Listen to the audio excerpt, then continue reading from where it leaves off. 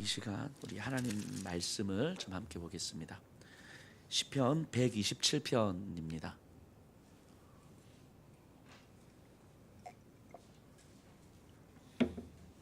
시편 127편입니다.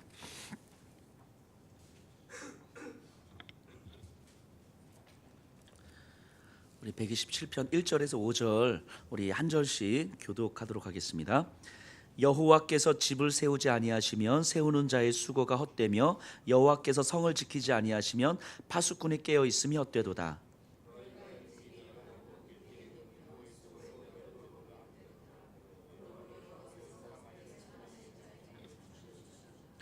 보라, 자식들은 여호와의 기업이요 태의 열매는 그의 상급이로다.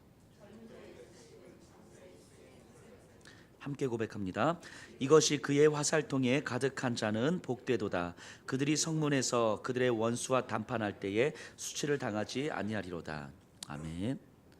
이 오늘 시편 127편은 솔로몬의 시예요. 시편 150편까지 해서 솔로몬의 시가 두 편이 들어와 있거든요. 72편과 127편인데 이 두 편 중에 한 편입니다. 그러니까 이 아마 솔로몬은 자기의 평생의 삶을 살고 나서 한 줌 호흡을 남겨준 상태에서 아마 고백하고 있는 이 시일 거예요. 자신의 지난 삶을 쭉 돌아보면서 1절 2절을 제가 다시 한번 읽어볼게요.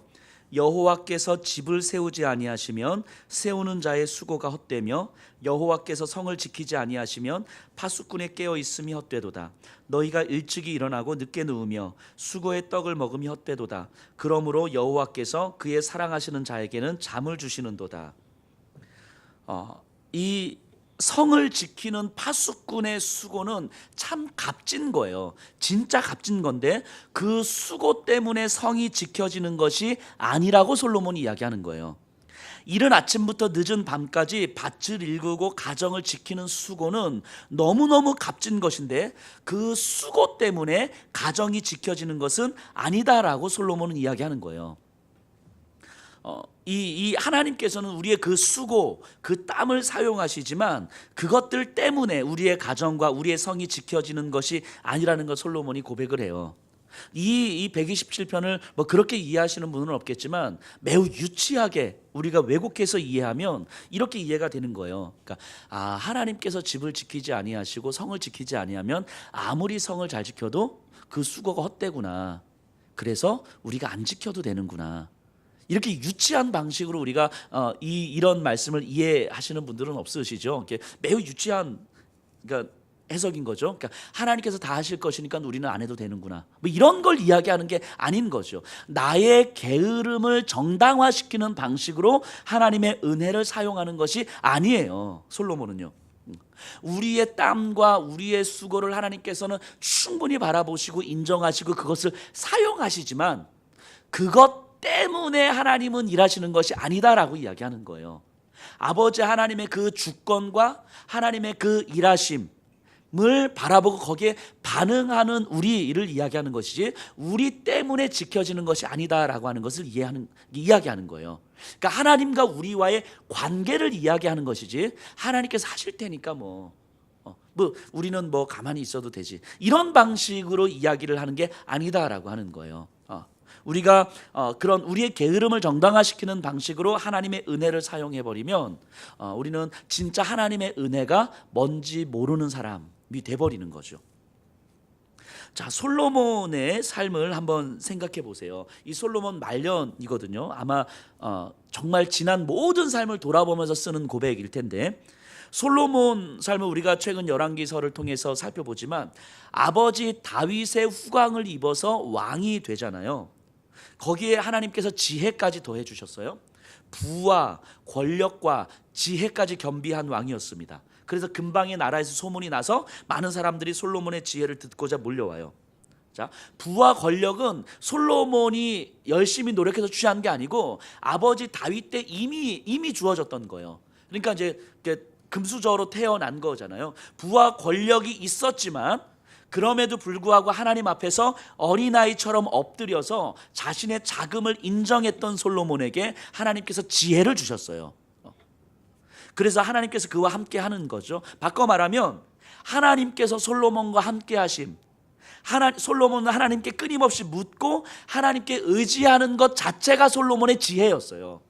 그러니까 하나님께서 솔로몬에게 지혜다 옛다 하면 딱 던져준 게 아니라 하나님을 의지할 수 있는 관계가 지혜였다고요. 무엇이든지 하나님 앞에 물어볼 수 있는 그 마음이 솔로몬의 지혜였던 거예요. 지혜라는 걸 딱 던져준 게 아니고. 그러니까 지혜는, 솔로몬이 얻었던 지혜는 하나님과의 올바른 관계 속에서만 주어졌던 거예요. 그런데 시간이 지나면서 어느 순간 이 지혜가 솔로몬 자신의 것이라 여겨지면서 하나님은 뒷방 늙은이가 되어버렸어요. 어느 순간. 그래서 하나님 앞에 항상 문안 인사도 드리고 하나님 앞에 최선의 예의는 갖추지만 일상 속에서 하나님은 굳이 없어도 되는 존재가 돼버린 거예요. 자, 하나님이 뒷방 늙은이가 되었다고요. 그래서 매일매일 하나님을 만나요. 매일매일 하나님 앞에서 최선의 예의를 갖춰요. 하지만 내 일상을 살아가는데 하나님은 굳이 필요한 분은 아니게 돼버린 거죠. 어느 순간 솔로몬에게 하나님은 이런 하나님이 되어버렸어요.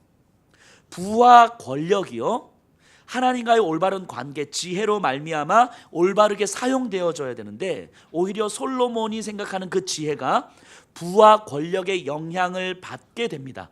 그러니까 지혜롭지만 사실은 지혜를 상실해버린 거죠. 솔로몬이 스스로 지혜를 상실하고 있는지도 모른 채 지혜롭다 여기는 솔로몬은 어느 순간 자신도 모른 채 하나님으로부터 점점 멀어졌고, 그리고 자신을 지켜줄 것만 같았던 그 부와 권력과 지혜가 결국은 자신을 더욱 힘들게 만들고 있음을 이제 깨닫게 되는 거예요.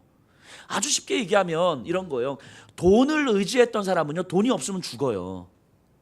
명예를 의지했던 사람은 명예가 없으면 죽는다고요. 성적이 전부였던 아이들은요, 성적이 없으면 죽는다고요. 결국 내가 의지했던 그것이 나를 죽이는 무기가 되는 거죠. 독이 되는 거죠. 결국 자신을 죽음으로 몰고 갈 수밖에 없었던 것들을 임시 방편으로 의지하고 있었음을 솔로몬은 깨닫게 되는 거예요. 그렇게 절망을 경험했죠. 솔로몬의 말년에 절망을 경험했고 모든 것이 다 상실되어지는, 그래서 솔로몬 아들 때에 이르러서 나라가 분열되어지는 것까지 경험하게 되잖아요. 그리고 그 삶의 마지막에 다시 하나님을 찾았을 거예요. 다시 하나님을 찾고 호흡이 얼마 남지 않은 그 순간 자신의 삶을 쭉 돌아보면서 지난 어렸을 때부터, 왕이 되었을 때부터, 이후 하나님께서 지혜를 주셨을 때부터 그 지혜를 사용하지만 어느 순간 내 삶 속에서 하나님을 버린 적은 없지만 하나님이 뒷방 늙은이가 되어졌던 그 순간들, 그리고 지금까지 내가 완전한 절망과 좌절을 경험했던 순간, 그리고 다시 하나님께 회개하고 돌아와서 지금 이 시점에서 다시 돌아보면서 솔로몬은 이렇게 고백하게 되는 거죠. 헛되고 헛되며 헛되고 헛되니 모든 것이 헛되도다. 전도서를 그렇게 기록하고 있는 거 아닙니까? 쭉 돌아보니까 모든 것이 다 헛되도다. 근데 이 말이요, 돈이 의미가 없다, 돈이 헛되다 이런 말이 아니에요. 권력이 헛되다 이런 말이 아니에요.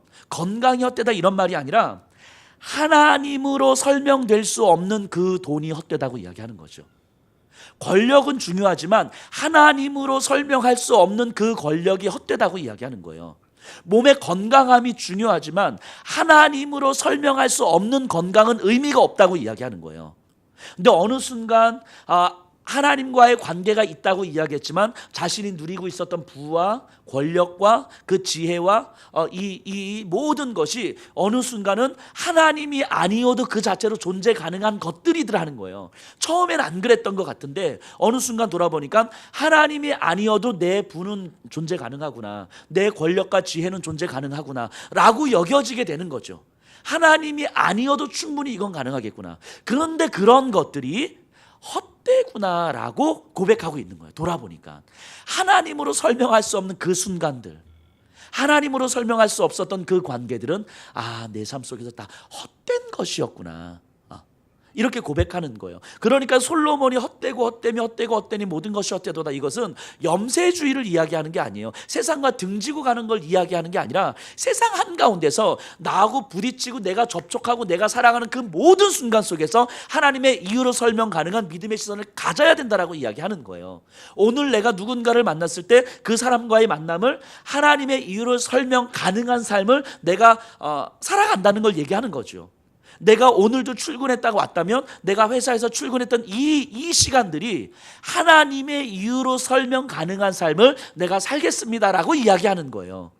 그래서 내가 아침에 눈을 떠서 밤에 잠을 잘 때까지, 아니 밤에 잠을 자는 그 순간까지도 모든 것을 하나님과의 관계 속에서 하나님의 이유로 설명되는 삶을 살아가는 것, 이것이 내가 존재해야 될 유일한 이유구나, 내 존재를 설명할 수 있는 유일한 근거구나라고 솔로몬이 이야기하고 있는 거죠. 그 하나님으로 설명할 수 없는 것들이라면 이런 것이 헛된 거구나 라고 솔로몬은 지금 고백하고 있는 거예요. 그러니까 여호와께서 집을 세우지 아니하시면 세우는 자의 수고가 헛되다라고 이야기하는 거예요. 내가 아무리 집을 세우려고 해도 내가 집을 세우는 이 과정, 내가 성을 지키는 이 열심이 하나님으로 설명되지 않으면, 하나님께서 나를 이 자리에 세우셔서 하나님께서 이 성을 지켜주시는구나, 그러니까 내가 열심히 창을 가지고 이렇게 눈을 부라리면서 이렇게 하는 것도 중요하지만 나를 이렇게 이 자리에 세워주신 그 하나님을 내가 바라보지 않으면 내가 지금 이렇게 성을 지키는 것은 의미 없는 것일 수도 있구나 라는 것을 깨닫게 되는 거예요. 그러니까 내 존재, 여기 계신 분들의 존재는 다 호흡 한 자락까지라도 하나님으로 설명 가능한 존재다라고 이야기하는 거예요. 바꿔 말하면 하나님은 우리를 그렇게 바라보신다고 이야기하는 거예요. 때로는 내가 좌절하는 것 같고, 때로는 내가 힘이 든 것 같고, 때로는 내가 무너지는 것 같아도 그 순간조차 하나님은 하나님으로 설명 가능하시다고 말씀하시는 거예요. 나와 상관없이 하나님은 나를 바라보시면서 나로 설명 가능하다고 말씀하시는 거예요.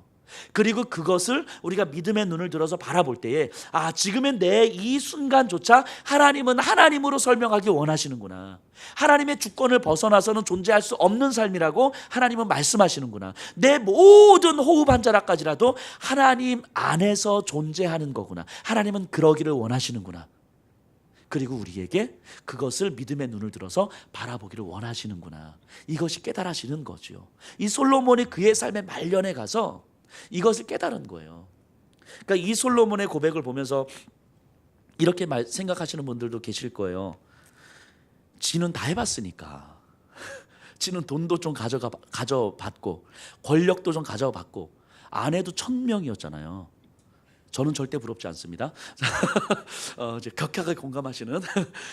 지는 다 해봤으니까, 지는 다 해보고 나서 그게 아니다라고 이야기하는. 그런데 하나님은 솔로몬을 통해서 우리에게 보여주셨잖아요.